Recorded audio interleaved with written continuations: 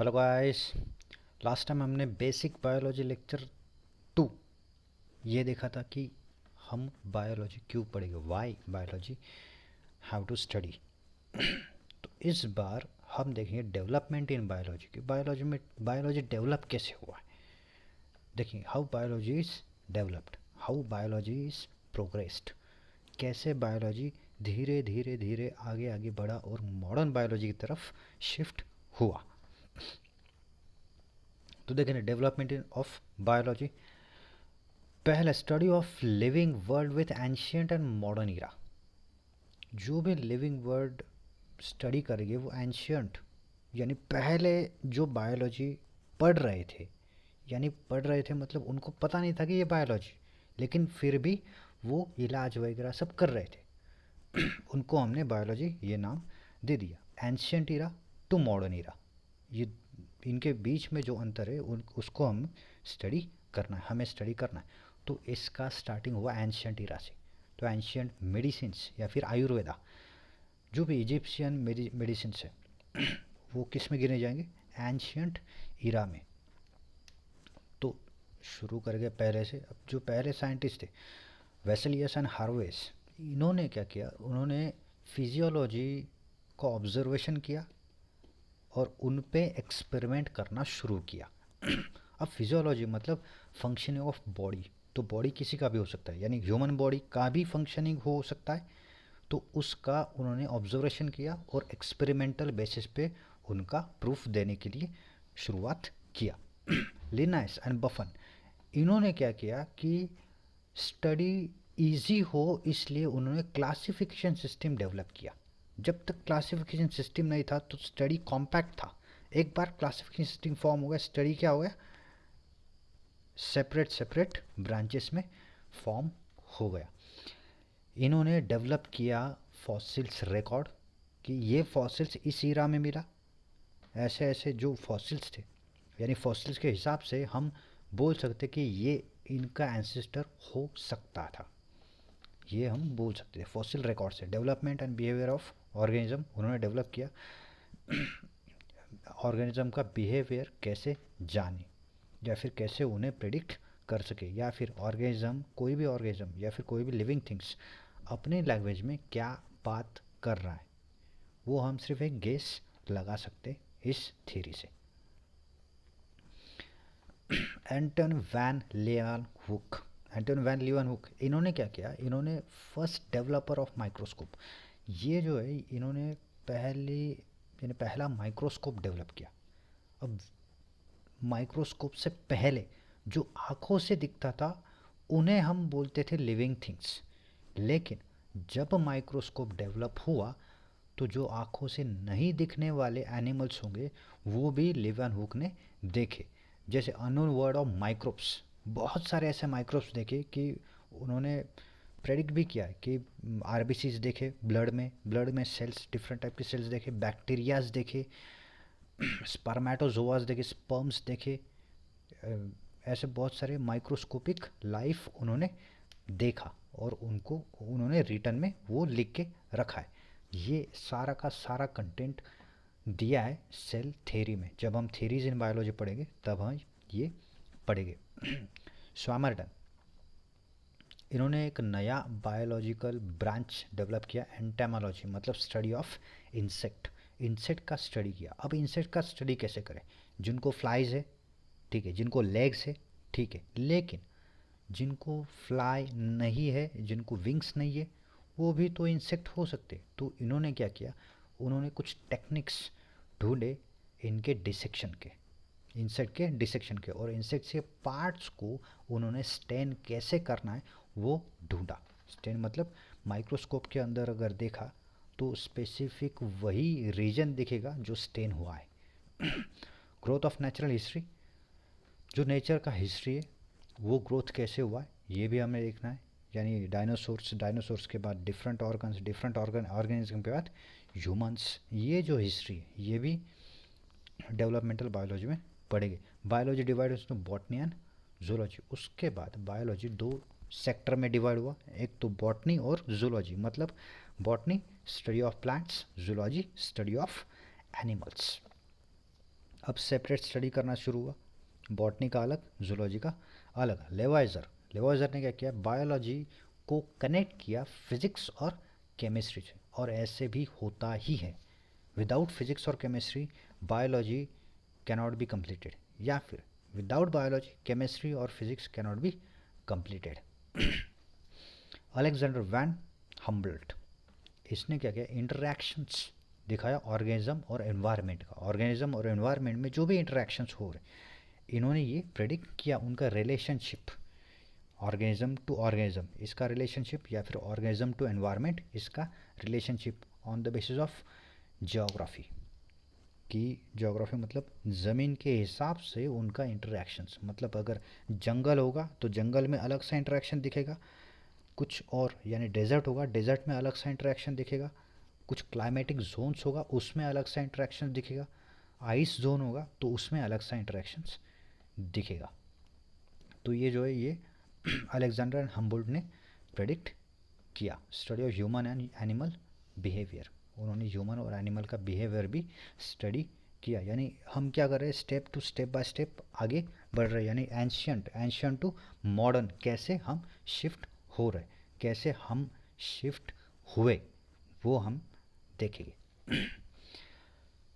Observe by naturalist, कुछ naturalist है उन्होंने ऑब्जर्व किया importance of extinction and mutability of species. कुछ ऐसे स्पेसिस थे कि जो एक्सटिंक्ट हुए यानी मर गए, या फिर म्यूटेट हुए, म्यूटेट मतलब चेंज हुए, यानी जो चेंज नहीं हुए वो मर गए, और जो चेंज हुए वो जिंदा रहे।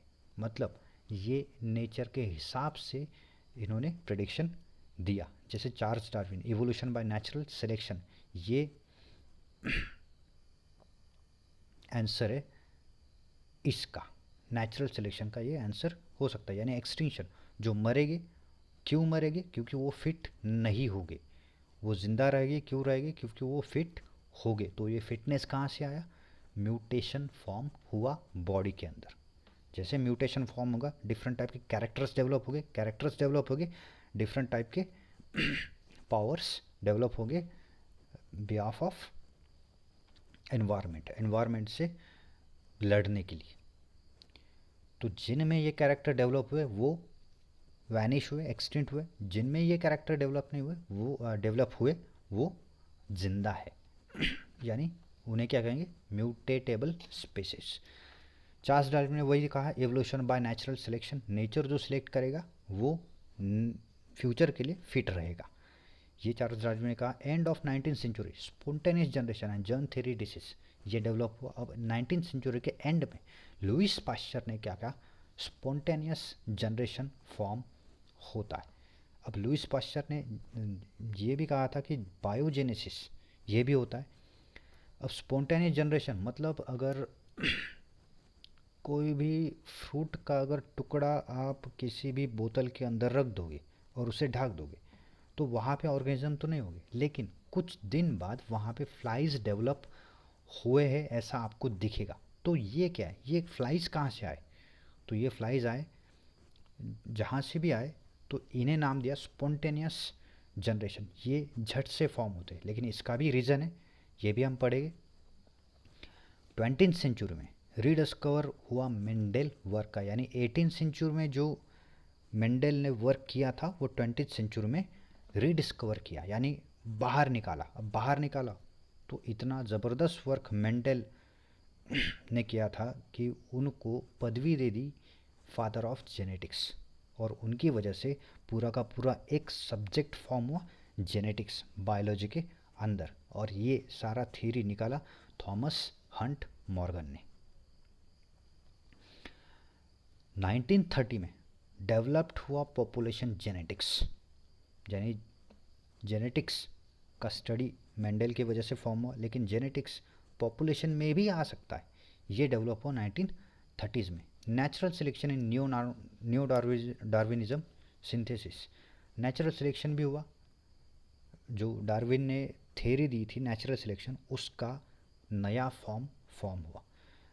उसके बाद वैटसन एंड क्रिक, उन्होंने कुछ अलग सा ही फॉर्म किया जेनेटिक्स पे, जेनेटिक्स जिस पे डिपेंड है, यानी डीएनए का स्ट्रक्चर इन्होंने प्रपोज किया, उन्होंने ढूंढा structure of DNA at central dogma. ये क्या है? Central dogma. सेंट्रल डोगमा इन्होंने सर्च किया, जेनेटिक कोड्स इन्होंने दिए। अब सेंट्रल डोगमा में 3 तरह के आते, रेप्लिकेशन, ट्रांसक्रिप्शन और ट्रांसलेशन। रेप्लिकेशन मतलब कि डीएनए एक कॉपी से 2 कॉपी फॉर्म करेगा, ये होगा रेप्लिकेशन। ट्रांसक्रिप्शन मतलब जो डीएनए अमाइनो एसिड फॉर्म करेगा। DNA direct amino acid form तो नहीं करेगा, डीएनए क्या करेगा, पहले आरएनए फॉर्म करेगा, एमआरएनए फॉर्म करेगा, तो उसे क्या कहेंगे, ट्रांसक्रिप्शन। अब एमआरएनए से प्रोटीन फॉर्म होगा, उसे क्या कहेंगे, ट्रांसलेशन। तो ये सारा का सारा जो प्रोटीन्स फॉर्म होंगे, ये प्रोटीन्स हमारे बॉडी में इन्वॉल्व होंगे डेवलपमेंट के लिए। तो ये जो सारे कंटेंट है, ये आएंगे कहाँ से? ये आएंगे डीएनए के कोड से, जेनेटिक कोड से। ये कोड भी वैटसन एंड क्रिक ने ढूंढे थे। Cellular and molecular biology, cell biology और मॉलिकुलर बायोलॉजी यानी स्टडी ऑफ डीएनए, इसका भी यानी इनका भी एक सेपरेट ब्रांच खोला है बायोलॉजी के अंदर। लेट 20th सेंचुरी, नया और कुछ डिफरेंट टाइप के ब्रांचेस खुले, जीनोमिक्स एंड प्रोटियोमिक्स। जीनोमिक्स और प्रोटियोमिक्स ये डीएनए के स्ट्रक्चर से ही फॉर्म हुए। जीनोमिक्स मतलब study of genetic codes, proteomics study of different type of proteins developed by DNA, और वो प्रोटीन्स कहाँ यूज़ कर सकते, ये भी पढ़ना है बायोलॉजी में। अभी जो चल रहा है वो era biotechnology, use of biotechnology, यानी लिविंग सिस्टम से रिलेट हम करेंगे टेक्नोलॉजीज़ को, यानी इंजीनियरिंग साइट्स को हमने जोड़ दिया बायोलॉजी से। टिश्यू कल्चर मतलब कि कोई भी एक प्लांट का ऑर्गन या फिर प्लांट्स का टिश्यू लेके हम पूरा का पूरा प्लांट्स डेवलप कर सकते in the laboratory. Bio informatics, ये भी आईटी फील्ड, इंफॉर्मेटिक्स और बायोलॉजी से हमने क्या किया, कंपाइल किया, यानी IT plus biology, engineering plus biology, यानी ये पूरा का पूरा फील्ड जो है वो बहुत डेवलप्ड कंडीशन में आ रहा है। बायो इन्फॉर्मेटिक्स में एक डेटाबेस बनाया गया है कि उसमें पूरे के पूरे जितने भी एनिमल सर्च हुए उनके डीएनए बेस दिए, एमआरएनए बेस दिए, उनके प्रोटीन कोड्स दिए, उनके डिफरेंट टाइप के सॉफ्टवेयर वहाँ पे डेवलप किए गए। तो अब तक का अगर लेटेस्ट इन्वॉल्वमेंट अगर देखें बायोलॉजी का, तो ये बायोटेक्नोलॉजी और बायो इन्फॉर्मेटिक्स होगा। उसी के बेसिस पे सारा का सारा अभी रिसर्च चल रहा है। तो ये था डेवलपमेंट इन बायोलॉजी, पूरा डेवलपमेंट बायोलॉजी का, कि कैसे एंशियंट से लेके अब तक मॉडर्न इरा में बायो इन्फॉर्मेटिक्स तक हम कैसे शुरुआत यानी कैसे बढ़े, प्रोग्रेस कैसे किया। तो पसंद आए तो लाइक कीजिए, कमेंट कीजिए और आपके ग्रुप में शेयर भी कर सकते हैं। नेक्स्ट लेक्चर होगा डिफरेंट थेरीज इन बायोलॉजी की, बायोलॉजी में डिफरेंट थेरीज कैसे हो गए। Thank you and all the best.